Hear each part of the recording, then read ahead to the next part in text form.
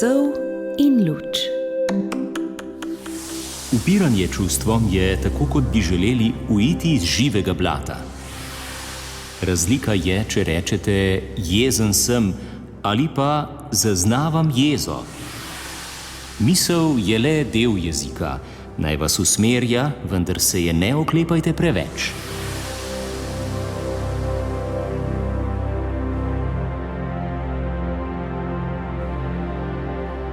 V oddaji Sol in luč smo že predstavljali knjigo dr. Russa Harrisa z naslovom Past sreče. Gre za svetovno uspešnico, v njej pa avtor govori o tem, kako iskanje sreče običajno vrne natančno nasproten rezultat. Postanemo nesrečni. Predstavi načela oziroma terapijo sprejemanja in predanosti in zatrjuje, da prav vsi lahko uidemo iz pasti sreče ter najdemo pristno zadovoljstvo v življenju. Za tokratno oddajo smo izbrali del knjige, v katerem govori o tem, kako se radi ujamemo v past svojih misli, ki nam začnejo krojiti naše življenje. Prisluhnite nekaj odlomkom iz knjige Past sreče dr. Russa Harrisa.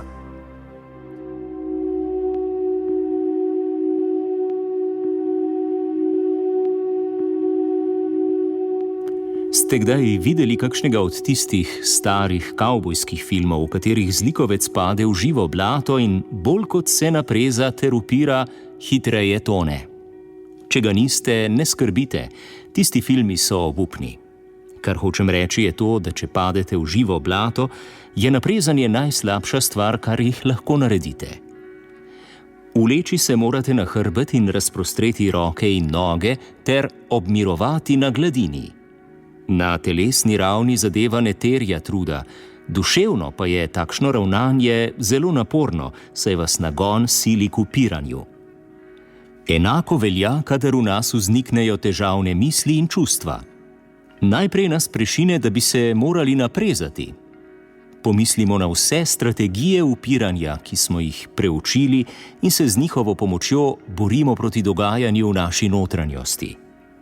Ali pa mu ubežimo. A tako kot pri živem blatu, upiranje žal poslabša položaj. Kaj pa čustvena nevihta? Ste jo že kdaj doživeli? Vznemirjajoče misli se vrtinčijo v umu kot listje, ki ga nosi viharni veter. Vročica čustev preplavlja telo kot reka, ki se razlije prek bregov.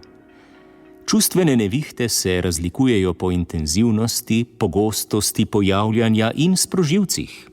Lahko jih sproži katerakoli kombinacija misli in čustev, jeza, tesnoba, žalost, krivda, sram, srhljive podobe, boleče zaznave, intenzivne potrebe in še bi lahko naštevali.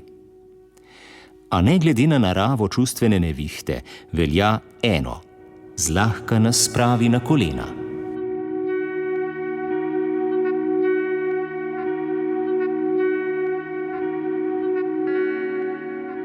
Obstajata dva glavna odziva na čustvene nevihte: podrejanje oziroma uboganje ali upiranje. V prvem primeru ima nevihta popoln nadzor nad nami, v drugem pa počnemo vse, kar je v naši moči, da bi se je znebili. Predstavljajte si, da imate barko in se ravno bližate pristanišču, ko na radiju slišite, da prihaja huda nevihta. Hitro in varno se želite zasidrati. Če tega ne storite, bo nevihta barko odpihnila na odprto morje. Seveda sidranje nevihte ne odpravi, poskrbi pa, da vas ne odnese s tokom. Naučite se torej vreči sidro.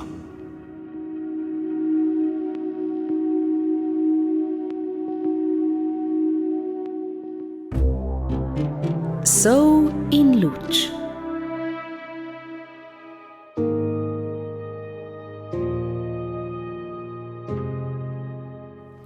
Ko zaznamo in poimenujemo težavne misli in čustva, ublažimo njihov vpliv na naše vedenje.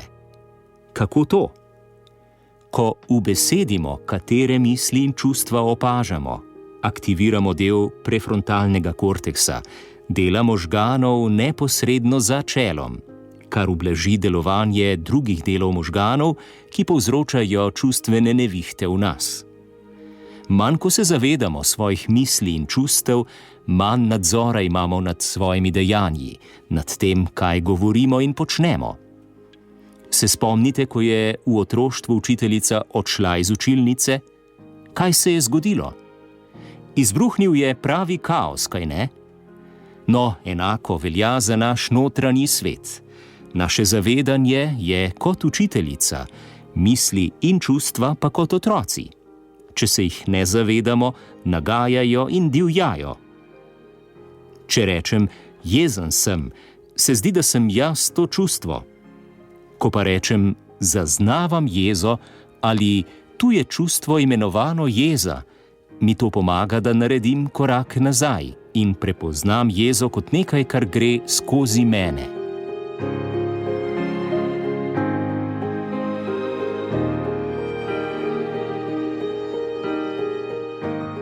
Če rečem, zguba sem, se zdi, da sem jaz ta misel.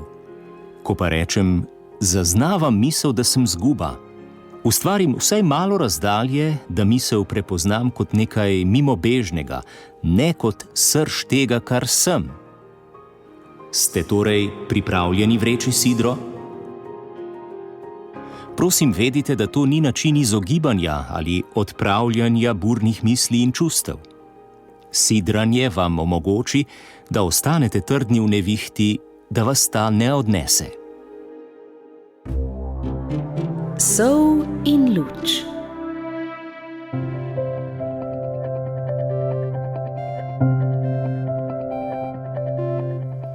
Tehnike odvračanja pozornosti so strategije upiranja. Glavni cilj je odvrnitev pozornosti od neželenih misli in čustev. Pri sidranju ravnamo popolnoma nasprotno. Dejavno smo pozorni na navzoče misli, čustva, občutke, potrebe in spomine. Če se skušamo zamotiti, ubežati neželenemu dogajanju v naši notranjosti, se ne zmeniti zanj, se pretvarjati, da ne obstaja, je to zgolj še ena oblika upiranja tem dejavnikom. Odvračanje pozornosti ni napačno ali slabo, ampak tega početja ste že vešči. Vsi se znamo zamotiti na nešteto načinov in vemo, da tehnike ne učinkujejo vedno ali pa v najboljšem primeru prinesejo kratkotrajno olajšanje. Naš cilj v tem primeru je ravnati popolnoma drugače, opustiti upiranje mislim in čustvom ter jim pustiti naj bodo, kakršni pač so. Pustiti, da nam ždijo v naročju, pustiti, da pridejo, ostanejo in gredo, kadar pač želijo.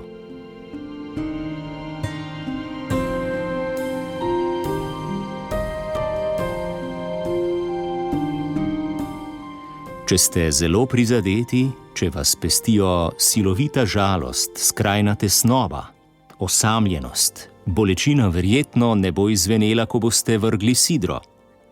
Se pa pogosto zgodi, da se naglo ublaži, moč ji usahne in ne more vas več kar tako premetavati.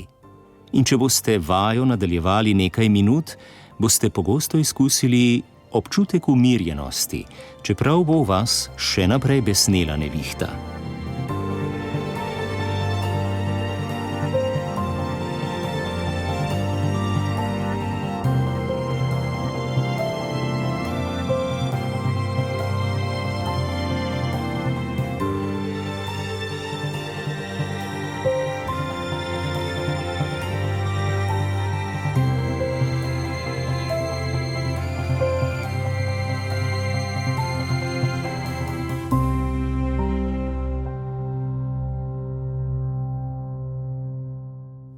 Vsi smo podvrženi samokritiki in obsojanju samega sebe. Tudi z mano je tako.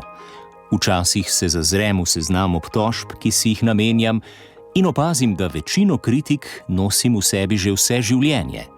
Nekatere pa so z menoj že od otroštva. Dejstvo je, da so negativne misli normalne. Predavam in poučujem po vsem svetu. Včasih je v dvorani več kot 2000 ljudi. Rad jih povabim, naj dvignejo roko, če jih občasno obhajajo negativne misli in samokritika. Vedno skoraj vsi dvignejo roko. Tedaj rečem, Zazrite se po dvorani. Vidite, da niste sami. Vsi naši umi počnejo iste stvari. Tako je pač, če si človek.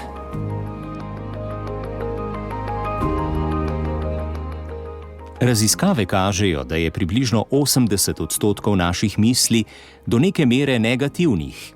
Če torej vaš proizvaja veliko negativnih misli, vedite, da še zdaleč niste sami. Negativne misli same po sebi niso težavne. Neposredno ne povzročajo stresa, depresije in tesnobe. Težave nastanejo šele, ko se nanje odzovemo tako, da jih ubogamo. Vsakič, ko ste v stresu, tesnobni, depresivni ali vznemirjeni, se vprašajte, katero zgodbo mi pripoveduje zdaj. Ko jo prepoznate, se poskusite izviti iz njenega primeža. Če druge metode spodletijo, imate varovalko. Lahko vržete sidro. Pomembno je, da na tej točki nimate prevelikih pričakovanj. Včasih se zlahka izvijemo iz primeža misli, drugič se nam to zdi skoraj nemogoče. Zato se poigravajte z metodami in bodite pozorni na svoje odzive, vendar ne pričakujte hipne preobrazbe.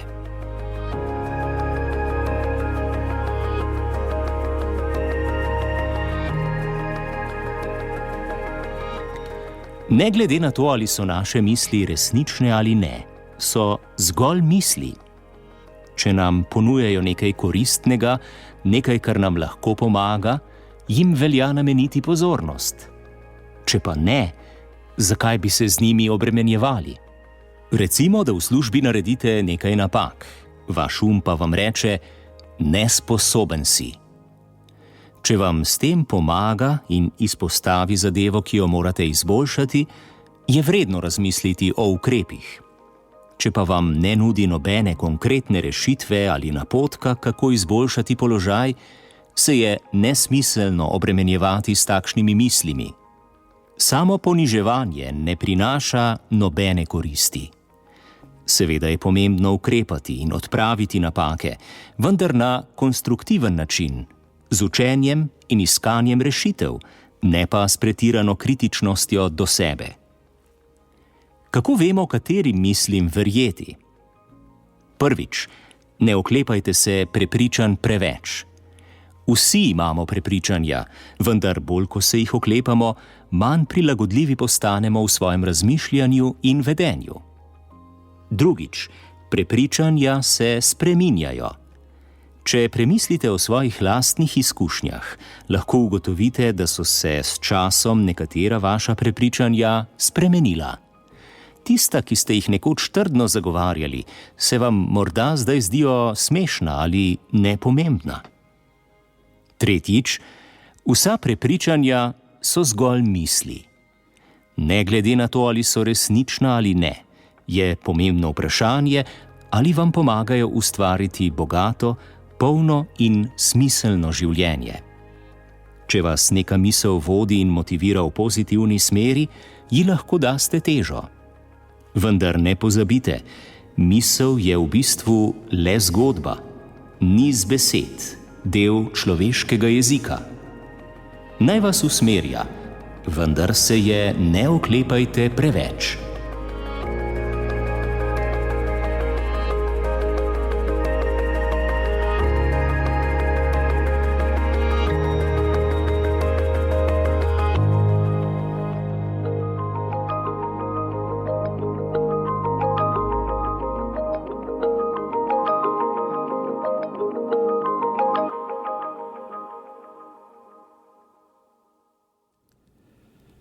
Poslušali ste nekaj odlomkov iz knjige z naslovom Past sreče dr. Russa Harrisa, ki je izšla pri založbi Učila.